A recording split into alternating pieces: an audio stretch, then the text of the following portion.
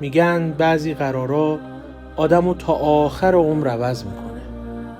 آقای منم اومدم توی این سفر با شما یه قرار از همین جنس بذارم.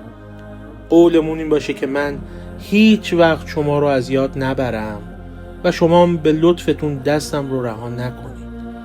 میخوام این عهد یادگاری 40 باشه. قولی که هر روز عمرم ازش مراقبت کنم، نه فقط تا آخر این سفرام. من شاید گاهی کم بیارم، گاهی زمین بخورم، اما دلم میخواد هیچ وقت این عهد بین من و شما از دلم پاک نشه.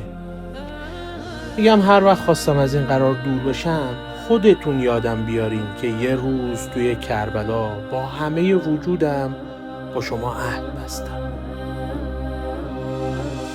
اللهم من حال بيني وبينه الموت الذي جعلته على عبادك حتما مقضيا